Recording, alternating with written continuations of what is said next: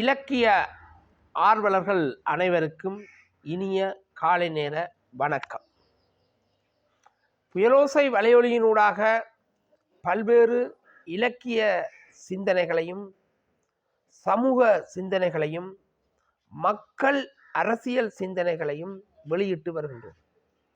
அந்த வகையில் இன்று வாழ்வியலும் வாசிப்பும் என்ற தலைப்பை அடிப்படையாக வைத்து மனிதன் வாழ்வியலில் எதிர்கொள்ளும் சவால்களுக்கு அடிப்படையாக இருக்கின்ற காரணங்கள் தொடர்பாகவும் அந்த சவால்களிலிருந்து எவ்வாறு ஒரு மனிதன் தன்னுடைய வாழ்க்கை முறையை வெற்றிகரமாக அமைத்து கொள்ள முடியும் என்ற அடிப்படையிலே இன்றைய சிந்தனை கருத்துக்களை உங்களோடு பகிர்ந்து கொள்வதோடு இலக்கியத்தினுடைய ஒரு செல்வாக்கு ரீதியிலே செம்மையான செழுமையான இலக்கியம் வாழ்ந்த காலத்திலே சமூகத்தினுடைய கட்டமைப்பு எவ்வாறு இருந்தது, அந்த அடிப்படையில் படைப்புத்திறன் சார்ந்த ஆக்க இலக்கியங்கள் தொடர்பான சில சமூகம் சார்ந்த செயற்பாட்டுக்கு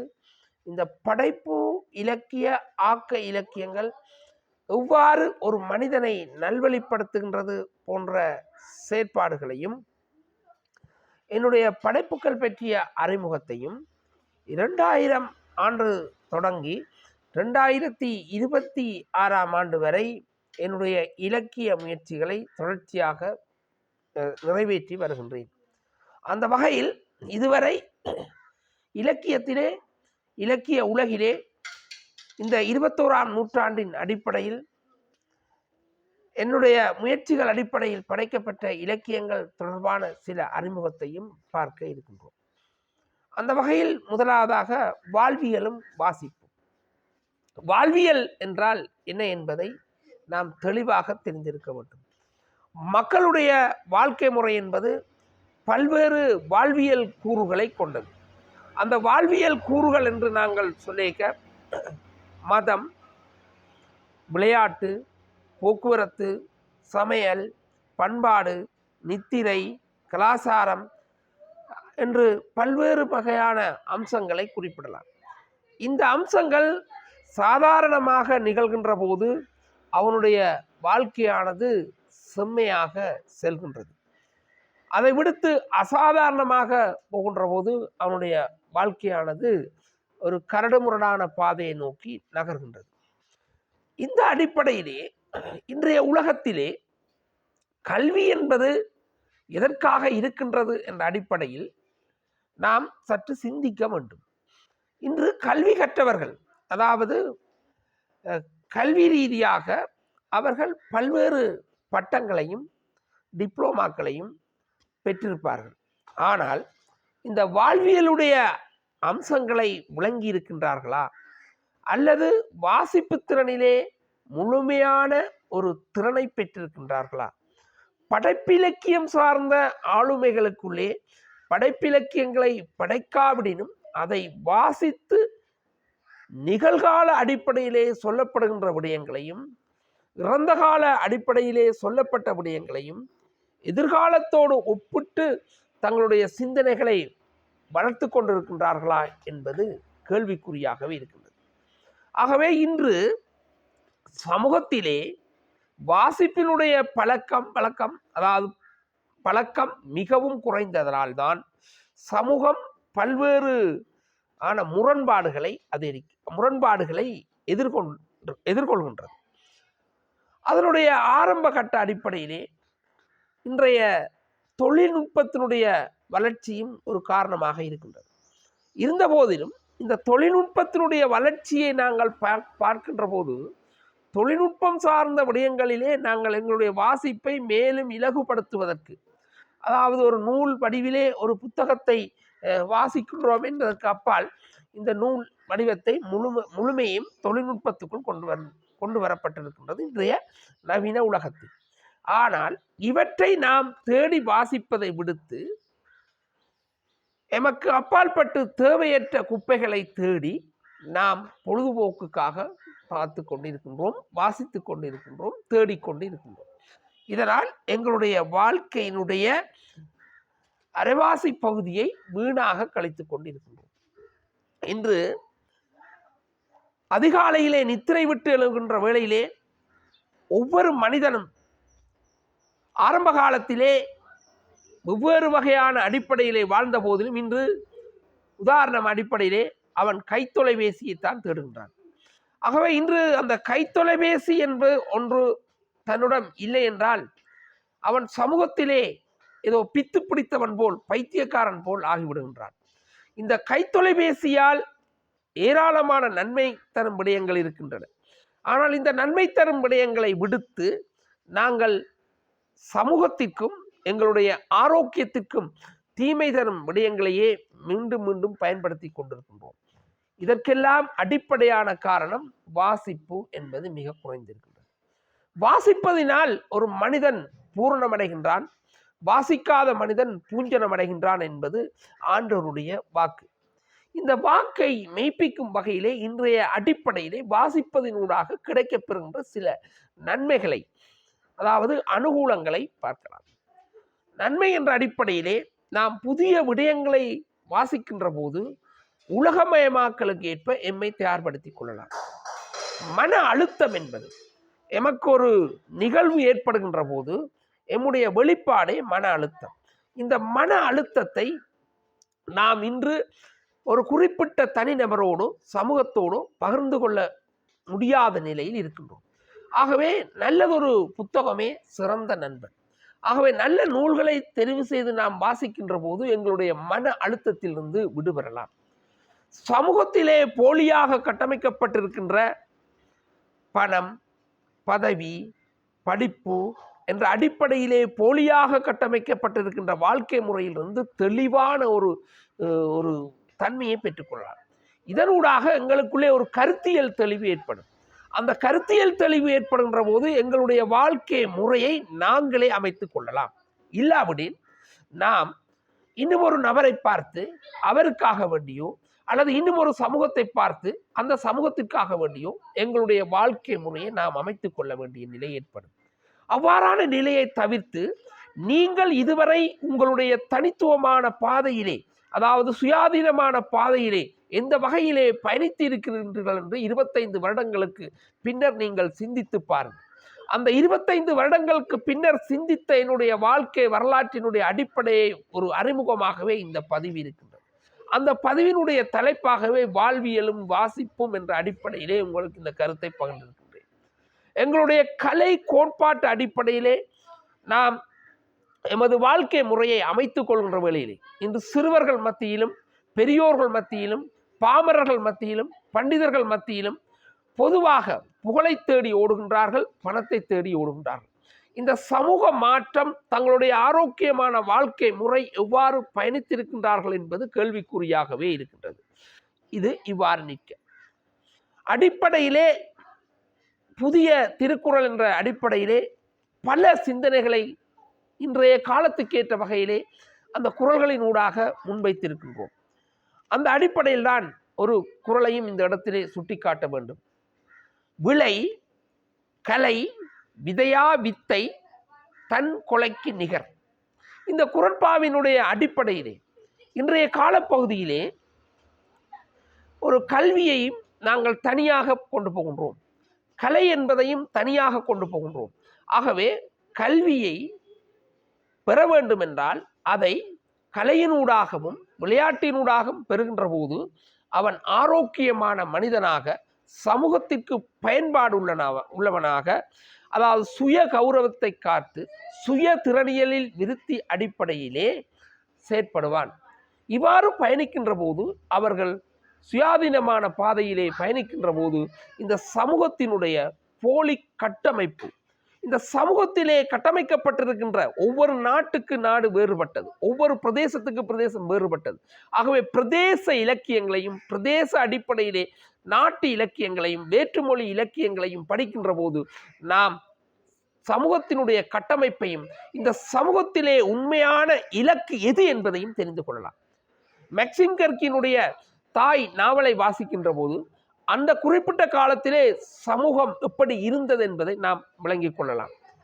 அதே மாதிரிதான் பல்வேறுபட்ட இலக்கிய கர்த்தாக்களுடைய எமது தமிழ் இலக்கிய கர்த்தாக்களிலே இருக்கின்ற ஜெயகாந்தன், புதுமைப்பித்தன், மௌனி, கூப்பா ராஜகோபாலன் என்ற அடிப்படையிலே அவர்களுடைய இலக்கியங்களை வாசிக்கின்ற போது நாம் செம்மைப்பட்டுக் கொள்ளலாம்.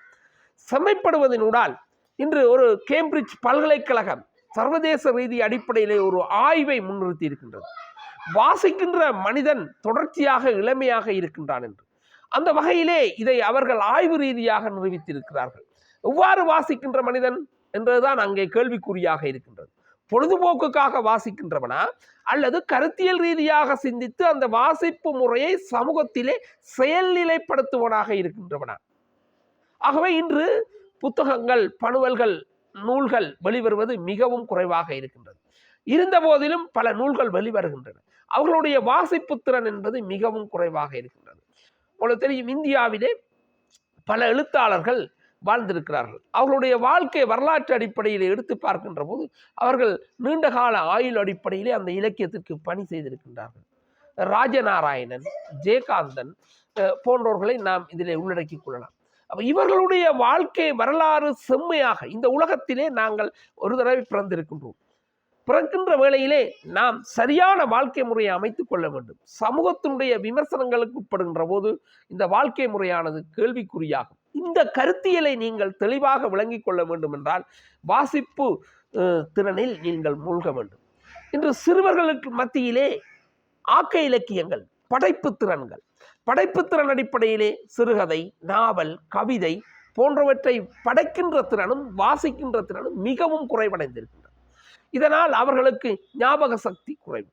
தொடர்ச்சியாக இன்று நவீன தொலைத்தொடர்பு வலையொலிகளின் அடிப்படையிலும் சமூக ஊடகங்களின் அடிப்படையிலும் அவர்கள் ஒரு குறிப்பிட்ட நேரத்துக்குள் ஒன்றை தட்டி தட்டி பார்க்கக்கூடிய வகையிலே செல்கின்றார்கள். அப்ப இது அவர்களுடைய எதிர்காலத்தினுடைய அந்த சமூகத்தினுடைய இருப்பை கேள்விக்குறியாக்கும். ஆகவே வாசிப்பை நாம் பூரணமாக நேசிப்பதன் ஊடாக இந்த உலகத்திலே சிறந்த கருத்தியல் தெளிவை உங்களுக்கென்று சுய திறனில் அடிப்படையில் விருத்தியடைந்து சுயாதீனமான பாதையில் பயணிக்க முடியும். அந்த அடிப்படையில் தான் இன்றைய பதிவு அடிப்படையிலே நாங்கள் அனைவரும் வாசிப்பை நேசித்து அதன் அடிப்படையிலே பல்வேறு பயன்களை பெறலாம்.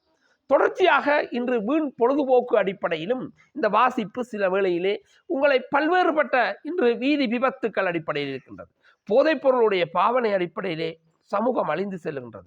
இன்று குடும்ப முரண்பாடுகள், சமூக முரண்பாடுகள், சாதி சண்டைகள், மத சண்டைகள், மொழி சண்டைகள், இனச்சண்டைகள், பதவிக்கு ஆன வேண்டிய சண்டைகள், அரசியல் கட்சி சார்ந்த இன்று மக்கள் அரசியல் என்பது இல்லை, கட்சி சார்ந்த அரசியல் கட்டமைக்கப்பட்டிருக்கிறது. ஆகவே கட்சி சார்ந்த அரசியல் பூசல்கள். அப்ப இவற்றையெல்லாம் நாம் தெளிவாக விளங்கிக் கொள்கின்ற போது கருத்தியல் ரீதியாக எங்களுக்கென்று ஒரு சுயாதீனமான பாதையிலே நாம் பயணிக்க முடியும். உங்களுக்கு தெரியும், இது பின்னைய என்னுடைய படைப்புகளை வாசிக்கின்ற போது அதை அறிமுகப்படுத்தி இருக்கின்றேன். இப்போ யானை என்று சொன்னால் யானை அதற்குரிய இயல்பிலே சிறப்பானது, பூனை என்று சொன்னால் பூனை அதற்குரிய இயல்பிலே சிறப்பானது, நாய் என்று சொன்னால் நாய்க்குரிய இயல்பிலே சிறப்பானது, சிங்கம் என்று சொன்னால் சிங்கத்துக்குரிய இயல்பிலே சிறப்பானது. ஆகவே இந்த உலகத்திலே வாழ்கின்ற மனிதர்களை விட இறந்த மனிதர்களே அதிகம். ஆகவே வாழ்கின்ற ஒவ்வொரு மனிதனும் ஒவ்வொரு சிறப்பை உடையவன். அந்த ஒவ்வொரு சிறப்பை அவர்கள் தங்களுக்குள் இருக்கின்ற சிறப்பை, அந்த ஆளுமையை, தங்களுடைய ஆற்றலை கண்டுபிடிக்காமல் மற்றவர்களோடு ஒப்பிட்டு கொண்டு அவர்கள் ஓடிக்கொண்டிருக்கின்றார்கள். மரணம் அவர்களை வரவேற்று கொண்டிருக்கின்றது. ஆகவே இந்த நிலையிலிருந்து நீங்கள் விடுபடுவதற்கு வாசிப்பினூடாக உங்களுடைய திறன்களை வளர்த்து கொள்ளுமாறு கேட்டுக்கொண்டு தொடர்ச்சியாக இந்த வாழ்வியலும் வாசிப்பும் என்ற அடிப்படையில் படைப்புத்திறன் என்ற அந்த உபதலைப்புக்குள் நுழைகின்றேன். படைப்புத்திறன் என்றால் என்ன? சமூகத்திலே ஒரு படைப்பாளி என்றவன், ஒரு எழுத்தாளன் என்பவன் சமூகத்தை நோக்கின்ற வியூகம், அதாவது அவன் சமூகத்திலே நோக்கின்ற வியூகத்தின் அடிப்படையிலே அவன் மீது சுமத்தப்படுகின்ற பல குற்றச்சாட்டுகள் இருக்கலாம். ஒரு உளவியல் ரீதியான குற்றச்சாட்டுகள், அதாவது ஆண் எழுத்தாளர் என்று சொன்னால் அவர் ஒரு பாலியல் ரீதியான குற்றச்சாட்டையும், பெண் எழுத்தாளர் என்ற வகையிலும் அவர்களுக்கான பாலியல் ரீதிய குற்றச்சாட்டையும், ஆண் எழுத்தாளர் என்ற வகையிலே வரைகின்ற அவர்களை ஒரு போதைப்பொருள் பாவனை காலன் என்றும், ஒரு மதுபானம் பாவிக்கின்ற ஒரு அடிமையான அல்கோலிஸ்ட் பேசன் என்ற அடிப்படையிலும், பெண் எழுத்தாளர் என்ற வகையிலே அவர்கள் பாலியல் ரீதியாக குடும்ப கட்டுப்பாட்டு முறைகளை மீறி செயற்படுகின்ற அடிப்படையிலும் பல்வேறுபட்ட குற்றச்சாட்டுகளை சுமத்தலாம். இவ்வாறானவற்றை நீங்கள் பார்க்கலாம். இன்று அடிப்படையிலே இலங்கையில் இருக்கின்ற எழுத்தாளர்கள் மீதே அவ்வாறான செயற்பாடுகள் சுமத்தப்பட்டிருக்கின்றன. இலங்கையிலே இருக்கின்ற பிரபலமான ஒரு பெண் எழுத்தாளர் அவர்கள் மீது சுமத்தப்பட்ட அவர் ஒரு சைக்காலஜிஸ்ட் பேசன், அதாவது உளவியல் ரீதியாக பாதிக்கப்பட்டவர். ஆனால் அவருடைய எழுத்தை நீங்கள் வாசித்து பாருங்கள், கால ஓட்டத்திலே வரலாற்றிலே தடம் பதிக்கக்கூடிய எழுத்துக்கள்.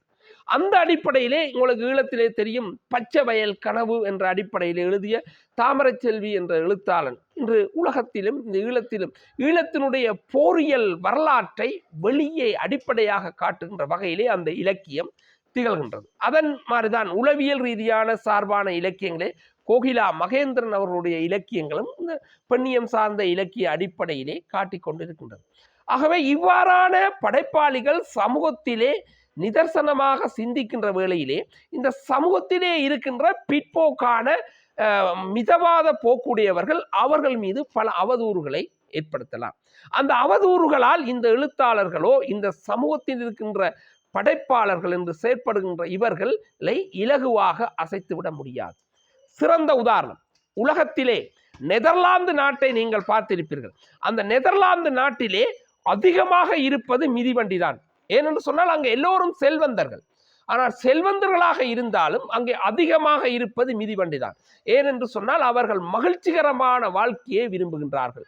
மகிழ்ச்சிகரமாக தங்களுடைய வாழ்க்கையை அமைத்து கொண்டு போகின்ற வேளையிலே இந்த சைக்கிளில், அதாவது மிதிவண்டியில் துவிச்சக்கர வண்டியில் பயணிக்கின்ற போது எங்களுடைய ஆரோக்கியமாக எங்களுடைய செயற்பாடை நகர்த்தக்கூடியதாக இருக்கின்றது. ஆனால் இன்றைய நிலையிலே நாங்கள் அவ்வாறு வாழ்கின்றோமா என்பது சிந்தனைக்குரிய விடயமாக இருக்கின்றது. படைப்புத்திறன் அடிப்படையிலே நாம் இன்று சிறுவர்களுக்கும் சிறுகதை எழுதுகின்ற திறனை, குட்டிக்கதை எழுதுகின்ற திறனை, கவிதை எழுதுகின்ற திறனை, அல்லது அதற்கு முதலாவது இதை நாம் தெளிவுபடுத்த முடியாது, இயற்கையை ரசிக்கின்ற திறனை சொல்லிக் கொடுக்க வேண்டும். வீட்டிலே ஒரு பூ பூத்திருக்கிறது என்றால் அந்த பூவிலே வந்து வண்ணத்து பூச்சி அமர்கிறது என்பதை நாம் அவர்களுக்கு ரசனை முறையிலே சொல்லுகின்ற போது பிள்ளைகளுக்கு மத்தியிலே வன்முறை என்பது இல்லாமல் போகும். ஆனால் இன்று பாருங்கள், குடும்பத்திலே பிள்ளைகள் வன்முறைக்காரராக வருவதற்குரிய காரணங்கள் பெற்றோர்களுடைய ஒற்றுமையின்மை, பெற்றோர்களுடைய விட்டு கொடுப்பின்மை. ஏனென்று சொன்னால் கணவன் மனைவியிடையே கணவன் ஒரு பக்கம் தான் பெரியவர் என்றும் மனைவி இன்னும் ஒரு பக்கம் தான் பெரியவர் என்றும் சொல்லிக்கொண்டு ஒரு சமூகத்தின் வளர வேண்டிய எதிர்கால தூண்களை பிழையான வழியிலே வழிநடத்தி கொண்டு செல்கின்றோம். அவ்வாறு செல்கின்ற வேளையிலே எங்களுடைய ஆயுட்காலம் இறுதியாகின்ற வேளையிலே அதே சமூகமானது தொடர்ச்சியாக கட்டமைக்கப்பட்டு கொண்டு போகின்றது. ஆகவே வாசிப்பின் ஊடாக அவர்களுடைய படைப்புத்திறனுடைய ஆற்றலை வலிமைப்படுத்த வேண்டும் என்று கேட்டுக்கொண்டு, இந்த படைப்புத்திறன் ஆற்றலை வலிமைப்படுத்துகின்ற போது அவர்களுக்கிடையே இருக்கின்ற நேரம் என்பது மிகவும் பொன்னானதாகும். சமூகத்திலே சிறந்த படைப்பாளர்கள், சிறந்த எழுத்தாளர்கள், சிறந்த கவிஞர்கள், அவர்களுடைய எழுத்துக்களை நாம் தேடி வாசிக்க வேண்டும். சமூகத்திலே உண்மையாக சிறந்தவன் ஒரு இறைவன் அடிப்படையிலே இறைவன் இருக்கின்றான் என்ற அந்த உண்மை கருத்திலே இறைவன் உலகத்தை படைக்கின்றான் என்றால் இந்த சமூகத்திலே இருக்கின்ற முரண்பாடான சமூகத்திற்குடைய அந்த ஒரு மோகமான கருத்துக்களை அடிப்படையாக வைத்து அந்த ஆக்க இலக்கியங்களை உருவாக்குவோனும் ஒரு படைப்பாளி தான். அந்த வகையிலே நீங்கள் அவர்களுடைய கருத்தையோ அல்லது அவர்களுடைய அடிப்படையிலே அவர்களை தூற்றுவார்கள். அல்லது இவர் வாழ தெரியாதவர்கள், பணமுளைக்க தெரியாதவர், பதவியை பெற தெரியார். ஆனால் ஒன்று விளங்கிக் கொள்ள வேண்டும், தொடர்ச்சியாக வரலாற்று பாதையை அமைத்து நாம் இலக்கியத்தினூடாக எங்களுடைய சமூக கட்டமைப்பை உருவாக்குகின்ற வழியில் சங்க காலத்திலே செம்மையான இலக்கியங்கள் இருந்ததென்றால் அங்கே வாழ்வியல் முறை செம்மையாக இருந்தது. சோழர் காலத்திலே செம்மையான இலக்கியங்கள் இருந்தனவென்றால் அங்கே வாழ்வியல் முறை செம்மையாக இருந்தது. 19ஆம் நூற்றாண்டிலே வாழ்க்கை முறை செம்மையாக இருந்ததென்றால் அங்கே செம்மையான இலக்கியங்கள் தோற்றம் பெற்றிருந்தன. 20ஆம் நூற்றாண்டுடைய ஆரம்ப பகுதியிலே மக்களுடைய வாழ்க்கை முறை பாரம்பரிய கட்டமைப்புக்கு ஏற்ற வகையிலே ஓரளவு செம்மையாக இருந்ததென்றால் அங்கே சிறந்த இலக்கியங்கள் இருந்தன. 21ஆம் நூற்றாண்டிலே மனிதனுடைய வாழ்க்கை முறை, சமூக கட்டமைப்பு, உலகத்தினுடைய போர் யுகம் என்ற அடிப்படையிலே ஒரு மாயமான கட்டமைப்பு இருக்கிறது என்றால் நீங்கள் யோசித்து பாருங்கள். செம்மையான இலக்கியம் என்பது மிகவும் குறைவாக இருக்கின்றது. அந்த இலக்கியத்தை வாசிப்பவர்களும் அந்த இலக்கியத்தை படைப்பவர்களும் அடிப்படையாக குறைவாக இருக்கின்றார். ஆகவே உங்களுடைய வாழ்க்கையை தெளிவான பாதையிலே, சுயாதீனமான பாதையிலே, சுய கௌரவத்துடன் பயணிப்பதற்காக வரலாற்றின் அடிப்படையிலே நீங்கள் தீர்மானித்துக் கொள்ள வேண்டும் என்றால் வாசியுங்கள், வாசிப்பதனூடாக யோசியுங்கள், யோசிப்பதனூடாக உங்களுடைய கருத்துக்களை செயற்பட விடுங்கள்.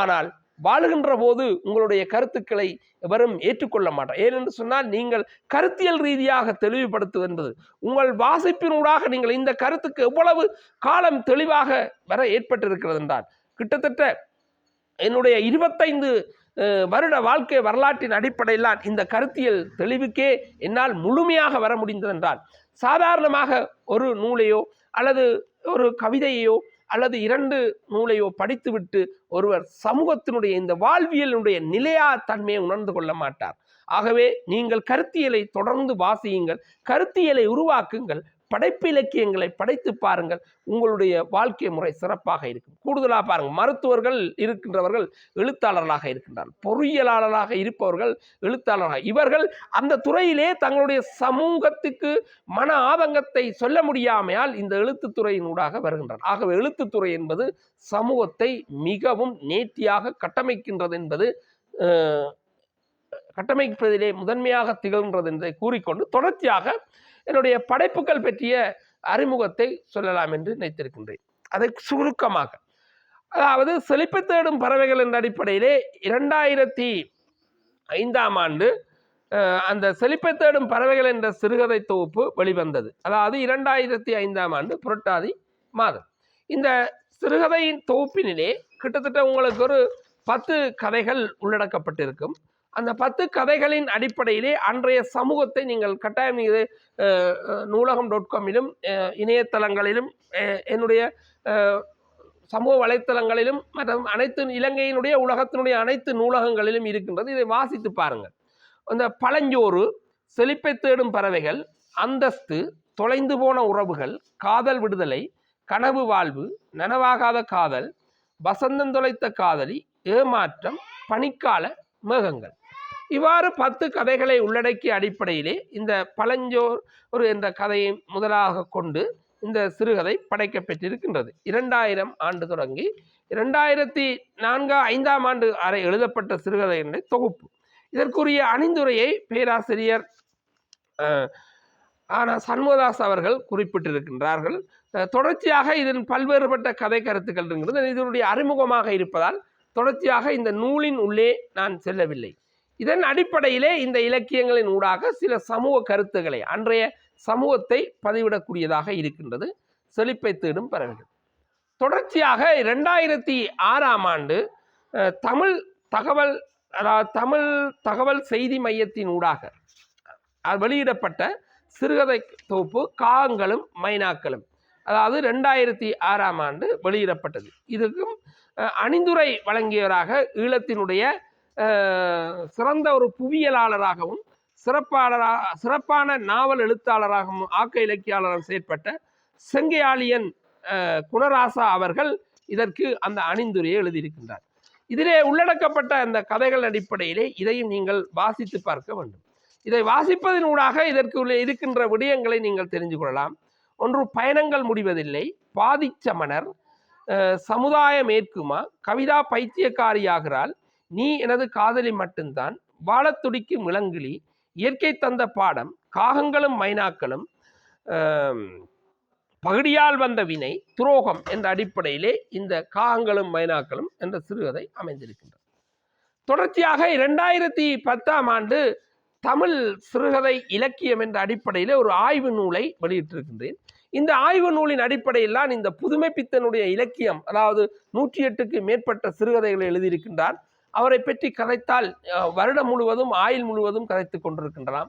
சாப விமோசனம், அகலிகை என்ற அடிப்படையிலே அதனூடாக இந்த ஆய்வை தொகுத்து இந்த சாப விமோசனம் சிறுகதையை ஆய்வாளர் காணான சுப்பிரமணியம் குறிப்பிடுவதற்கேற்ப அவர் 100 தரத்துக்கு மேலே வாசித்திருக்கிறார். நான் இதை 200 தரத்துக்கு மேல் இந்த சாப விமோசனத்தை வாசித்திருக்கிறேன்.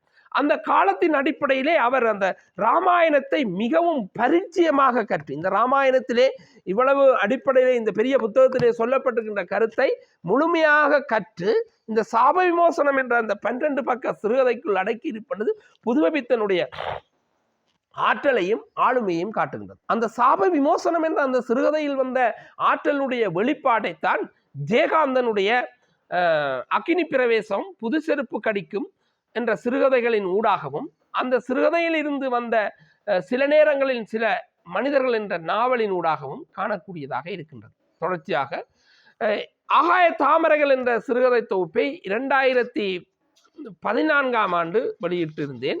அந்த 2014ஆம் ஆண்டு வெளியிடப்பட்ட அந்த ஆகாய தாமரைகள் சிறுகதைகள் அடிப்படையிலே இந்த ஆகாய தாமரை சிறுகதைகள் இந்தியாவிலே பாக்கியராஜ் என்ற அந்த நடிகர் நடத்துகின்ற சஞ்சிகையிலே வெளிவந்து இந்தியாவிலே பல்வேறுபட்ட விமர்சனங்களுக்கும் கருத்துகளுக்கும் உள்ளாகிய அந்த சிறுகதை. இது அடிப்படையிலே இந்த ஆகாய தாமரை அடிப்படை அணிந்துரை வழங்கியவராக பேராசிரியர் தமிழ் துறையைச் சேர்ந்த ஒருவர் செயற்பட்டிருக்கிறார். தொடர்ச்சியாக இந்த ஆகாய தாமரையிலே வேதனையில் பூத்த வேப்பம்பூக்கள், மறக்க முடியவில்லை, 2 வேடங்கள், படராத முல்லை, கடந்த கால ஞாபகங்கள், விபத்து, நாளைய தேசம் உனது கைகளில், தொடர்கதை என்ற அடிப்படையிலே சிறுகதைகள் படைக்கப்பட்டிருக்கின்றன. இதை நீங்கள் வாசித்து பாருங்கள். உங்கள் கைகளிலே இருப்பவை உயிருள்ள சிறுகதைகள் என்ற அடிப்படையிலே இது எழுதப்பட்டிருக்கின்றது. இதையும் வாசித்து பாருங்கள். தொடர்ச்சியாக அடுத்த நூலாக நானோர் எழுத்தாளன் என்ற கவிதை தொகுப்பை 2016ஆம் ஆண்டு என்னால் வெளியீடு செய்யப்பட்டது. அந்த 2016ஆம் ஆண்டு செய்யப்பட்ட கவிதையிலே அதிலே கிட்டத்தட்ட 68 கவிதைகள் உள்ளடக்கப்பட்டிருக்கின்றன. அந்த கவிதை சமூகத்தினுடைய ஒரு ஆற்றலை, அந்த சமூகத்தில் நிலவுகின்ற ஒரு செயற்பாட்டை குறிப்பிடுகின்றது. புயலோசை வலையொலியினூடாக சில இந்த கவிதைகளையும் அந்த கவிதை எழுந்த காலநிலைகளை பற்றியும் உங்களுக்கு பதிவிட்டிருக்கின்றேன். இந்த அடிப்படையிலே, இந்த கவிதை அடிப்படையிலே, அதாவது செழிப்பை தேடும் பறவைகள், காகங்களும் மைனாக்களும், சிறுகதை இலக்கியம், ஆகாய தாமரைகள், நானோர் எழுத்தாளன் என்ற அடிப்படையில் வந்த இந்த 5 நூல்களுக்கும் ஒரு சமூகத்தினுடைய படைப்பு அடிப்படையிலே சமூகத்தை, அதாவது 25 கால வாழ்க்கை வரலாற்றின் அடிப்படையிலே படைக்கப்பட்டிருந்தது. தொடர்ச்சியாக 2018ஆம் ஆண்டு போர்க்கால சிறுகதைகள் என்ற அந்த நமது ஈழநாடு என்ற அடிப்படையிலே 48 சிறுகதைகளை அடிப்படையாக கொண்ட ஒரு ஆய்வு நூலை வெளியீடு செய்தேன். இந்த ஆய்வு நூலிலே அடிப்படையில்தான் என்னுடைய இலக்கிய வாழ்வு என்ற அடிப்படையிலே வேறொரு திசைக்காக முழுமையாக செல்கின்ற அடிப்படையில் இன்னுமொரு திசையையும் உள்வாங்கிக் கொண்டது. அதாவது என்னுடைய முதலாவது கலைமானி பட்டத்துக்குரிய ஆய்வாக எடுத்துக்கொள்ளப்பட்ட ஈழநாட்டு சிறுகதைகள் 2005 ஒரு ஆய்வு என்ற அடிப்படையாக வைத்துத்தான் இந்த போர்க்கால சிறுகதைகள் என்ற ஆய்வில் 48 சிறுகதைகளை ஆய்வு வைத்து செய்து என்னுடைய கலைமானி பட்டத்தை நிறைவு செய்தேன். தொடர்ச்சியாக என்னுடைய முதுதத்துவமானி பட்டத்திற்கு அடிப்படையில்தான் ஈழத்தினுடைய முழுமையான சிறுகதை ஆய்வு 2000க்கு பின்னரான ஆய்வு அடிப்படையிலே அதை நிறைவு செய்தேன். தொடர்ச்சியாக தற்பொழுது என்னுடைய முனைவர் பட்டத்திற்கான ஆய்வினை சிறுகதை தொடர்பாக, அதாவது அதனுடைய பகுப்பு அடிப்படையில் 21ஆம் நூற்றாண்டு சிறுகதை ஆய்வையும் செய்யக்கூடியதற்கு இந்த போர்க்கால சிறுகதைகள் ஆய்வு என்ற இந்த நூல் துணை புரிந்தது. தொடர்ச்சியாக அடுத்து தமிழியல் ஆய்வு என்ற அடிப்படையிலே என்னால் கிட்டத்தட்ட ஒரு 100க்கும் மேற்பட்ட ஆய்வுகள் கட்டுரைகள் எழுதப்பட்டாலும் 2021ஆம் ஆண்டு இந்த தமிழியல் நவீன ஆய்வு கட்டுரைகள் என்ற நூலை வெளியிட்டேன். அந்த ஆய்வு கட்டுரை நூல்களிலே நீங்கள் கட்டாயம் இந்த ஆய்வு கட்டுரைகளை வாசித்திருக்க வேண்டும். பெண்களும் உளவியல் முரண்பாடுகளும், திருக்குறள் காட்டும் உலக ஒருமைப்பாட்டு பொருளியல் சிந்தனை, சிலப்பதிகாரம் காட்டும் தொன்மையான வாழ்வியல் அம்சங்கள், வடக்கு மாகாண கூத்துக்கள் ஒரு கண்ணோட்டம், உலக ஒருமைக்கு அல்லது ஒருமைப்பாட்டுக்கு வழிகாட்டும் திருக்குறள், தேசிய தேவைகளை பூர்த்தி செய்ய பெண்தகு அபிவிருத்தி எதிர்காலத்திற்கான பாதை, சகோதர மொழி எழுத்தாளர் பிரபாத் ஜெயசிங்க அவர்களின் மகர தோரணம் சிறுகதை பற்றிய ஒரு விவரண பார்வை, குரு அரவிந்தன் சிறுகதைகளில் பெண் பாத்திரங்களின் வகிபாகம், பன்மொழி சமூகம் ஒன்றிலே தாய்மொழி வளர்ச்சி, ஈழத்து தமிழ் சிறுகதைகளூடாக வெளிப்படுத்தப்படும் மலையக மக்களின் வாழ்வியல் பிரச்சனை, அதாவது குடியியல் பிரச்சனை சார்ந்த ஒரு சிறப்பு நோக்கும் இந்த ஆய்வு கட்டுரையிலே சிறப்பாக 10 கட்டுரைகளை தேர்ந்தெடுத்து குறிப்பிட்டிருக்கின்றேன். இதைவிட என்னுடைய தரமான பல கட்டுரைகள் என்னுடைய பிளாக்ஸ்பாட் ரைட்டர் புயல் என்ற அந்த இதிலே நீங்கள் .com என்ற அந்த புயல் இதிலே போய் பார்க்கலாம். இவ்வாறு இந்த ஆய்வு நூல், தமிழியல் ஆய்வு நூலை 2021ஆம் ஆண்டு வெளியீடு செய்தது. இவ்வாறு தொடர்ச்சியாக இந்த 6 நூல்கள் அடிப்படையிலே, இதைவிட சிறிய சின்ன சஞ்சிகைகள் அடிப்படையிலே பல்வேறுபட்ட வெளியீடு செய்திருந்தாலும், இந்த அதாவது 6 அடிப்படையில் 7வது நூலாக இந்த நவீன தமிழியல் ஆய்வு, அதாவது செழிப்பை தேடும் பறவைகள் 1, காங்களும் மைனாக்களும் 2, சிறுகதை இலக்கியம் 3, அகாயத்தாமரைகள் 4, 400 எழுத்தாளன் 5, போர்க்கால சிறுகதைகள் 6, இந்த 6 நூல்களையும் அடிப்படையாக கொண்டதோடு 7வது நூலாக இந்த ஆய்வு கட்டுரைகளை கொண்ட ஒரு நூல் தொடர்ச்சியாக போகின்றது. தொடர்ச்சியாக அடுத்து வருகின்ற மாதங்களிலே என்னுடைய சிறப்பான நீண்ட வரலாற்று அடிப்படையிலே, அதாவது 2000 ஆண்டு தொடங்கி 2026ஆம் ஆண்டு வரையான என்னுடைய 25 வருட வாழ்க்கை வரலாற்றின், அதாவது இலக்கிய வாழ்க்கை வரலாறு, இலக்கிய வாழ்வியல் வரலாற்று அடிப்படையிலே, கலை கல்வி வாழ்வியல் அடிப்படையிலே அங்கே 22 சிறுகதைகளை அடிப்படையாக கொண்டு இந்த நஞ்சு மாலை என்ற சிறுகதை தொகுப்பு அடுத்தடுத்த மாதங்களில் வெளிவர இருக்கின்றது. அவற்றை நீங்கள் கட்டாயம் படியுங்கள், வாசியுங்கள், அந்த வெளியீட்டுக்கு வாருங்கள், அந்த நூலை வாங்கி படித்து பாருங்கள். ஒரு சமூகத்திலே ஒரு மனிதன் எவ்வாறு ஆரோக்கியமான பயணத்தை பயணிக்கலாம், பல்வேறு பிரச்சனைகளை எதிர்கொள்ளலாம், சமூக பிரச்சனைகளை எதிர்கொள்ளலாம், குடும்ப பிரச்சனைகளை எதிர்கொள்ளலாம், தனிப்பட்ட பொருளாதார பிரச்சனையை எதிர்கொள்ளலாம். இந்த வாழ்வியல் என்பது, நாம் சிந்திப்பதை நிறுத்திவிட்டால் சூரியன் இயங்காமல் விடாது, புவி இயங்காமல் விடாது, சந்திரன் இயங்காமல் விடாது, எல்லாமே இயங்கும், இந்த உலகம் நின்று விடாது. ஆகவே நாம் எமது சிந்தனை இருக்கின்ற போது இந்த சமூகத்திற்கு என்ன ஆக்கபூர்வமான கருத்தை கொடுத்திருக்கின்றோம் என்பதுதான் முக்கியமானது. இந்த கருத்தியலை நீங்கள் தெளிவு பெறுவதற்கு வாசிப்பு முக்கியமானது. அந்த வாசிப்பு அடிப்படையிலே தான் இந்த நூல்களை, அதாவது இதுவரை காலமும் என்னால் 8 நூல்களை படைக்கக்கூடியதாகவும் பிரசன்னமாக்கக்கூடியதாகவும் இருக்கின்றது. இதை விட பல்வேறு நூல்கள் எழுதப்பட்டு இருக்கின்றன, ஆனால் இது நூல் உருவம் பெறவில்லை. அதாவது கட்டுரைகள் அடிப்படையிலும், நோவல்கள் அடிப்படையிலும், கவிதைகள் அடிப்படையிலும் இருக்கின்றன. இருந்தாலும் தொடர்ச்சியாக என்னுடைய நண்பர்களுடைய முயற்சியின் அடிப்படையிலே, அதாவது நண்பர்களுடைய அனுசரணையின் அடிப்படையிலே, கனடாவிலே இருக்கின்ற ஆண்டனி அவர்களுடைய அனுசரணை அடிப்படையிலும், ஜெர்மனியில் இருக்கின்ற ஜெயா நடேசன் அடிப்படையிலும் இந்த நஞ்சுமாலை பணுவல் என்ற சிறுகதை தொகுதியை, அதாவது கிட்டத்தட்ட ஒரு 1.5 லட்சத்துக்கு மேற்பட்ட பெறுமதி அடிப்படையிலான இந்த நூல்களை வெளியிடுவதற்கு அவர்கள் இருவரும் பங்களிப்பு செய்தார்கள். இந்த பங்களிப்பை நாம் இலேசாக, அதாவது இலகுவாக நினைத்து முடியாது.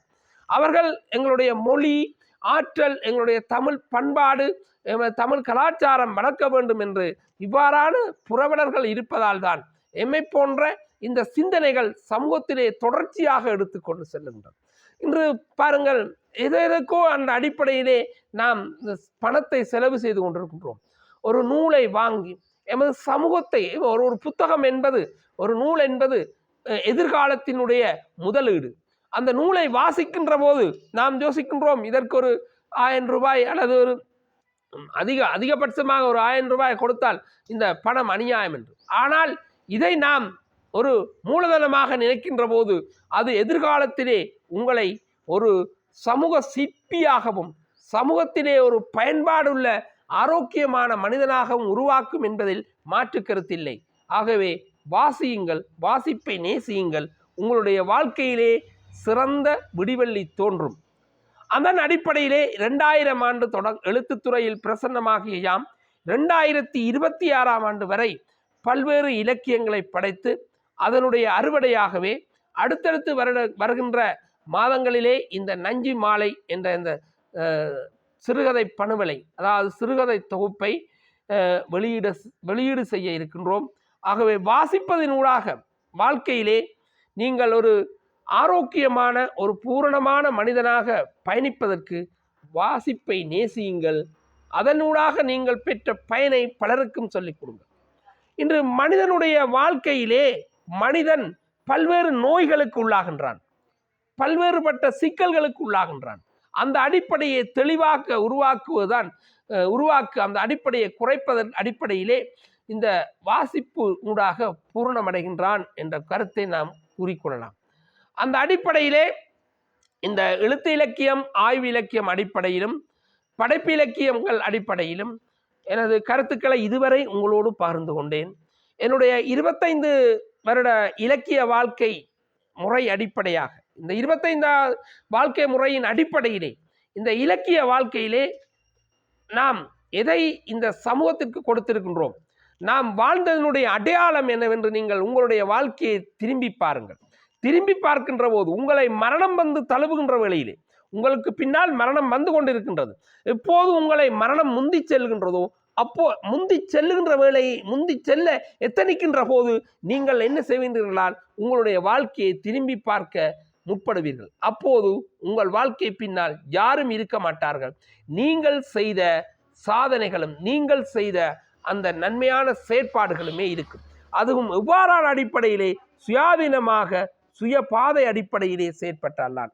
அந்த அடிப்படையிலே இந்த 8 பணுவல்களையும் இன்று இந்த சமூகத்தின் மத்தியிலே உலாவிக் கொண்டிருக்கின்றது. தொடர்ச்சியாக வெளிவர இருக்கின்ற இந்த நஞ்சு மாலை பணுவலுக்கு உங்களுடைய ஆதரவை நல்கி என்னுடைய இலக்கிய தமிழ் பணியை தொடர்ச்சியாக கலை கல்வி இலக்கிய பணிகளை தொடர்ச்சியாக செய்வதற்கு ஆதரவை நல்குமாறு அன்புடன் விடைபெறுகின்றேன். எழுத்தாளரும் ஆகிய ஆய்வாளரும் ஆகிய புயல் நேசன். நன்றி, வணக்கம்.